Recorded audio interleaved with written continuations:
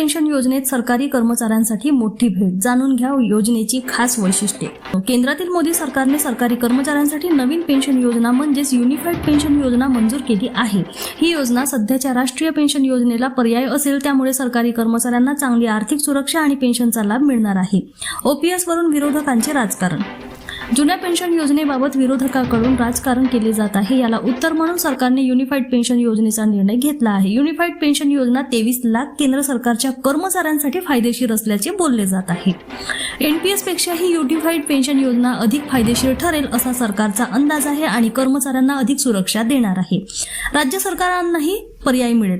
राज्य सरकारांची इच्छा असल्यास ते त्यांच्या कर्मचाऱ्यांसाठी युनिफाईड पेन्शन योजनाही लागू करू शकतात. राज्य सरकारच्या सुमारे 90 लाख कर्मचाऱ्यांनाही याचा लाभ मिळू शकतो. यूपीएस कधी लागू होणार? युनिफाईड पेन्शन योजना 1 एप्रिल 2025 पासून लागू केली जाईल. या युनिफाईड पेन्शन योजनेशी संबंधित नियम आणि फायदे कर्मचाऱ्यांना नवी दिशा देईल आणि त्यांचे भविष्य सुरक्षित करेल. या युनिफाईड पेन्शन योजनेच्या अंमलबजावणीमुळे सरकारी कर्मचाऱ्यांना आर्थिक सुरक्षेसोबतच पेन्शनमध्ये स्थिरताही मिळेल, जे एनपीएस मध्ये नव्हते. युनिफाईड पेन्शन योजना. यूपीएस पेन्शनची ठळक वैशिष्ट्ये. खात्रीशीर पेन्शन. युनिफाईड पेन्शन योजनेअंतर्गत कर्मचाऱ्यांना निवृत्तीनंतर 50% निश्चित पेन्शन दिली जाईल, जे त्यांच्या मागील 12 महिन्यांच्या सरासरी मूळ वेतनांच्या 50% असेल. 25 वर्षाच्या सेवेनंतर कर्मचाऱ्यांना पेन्शनचा लाभ मिळेल.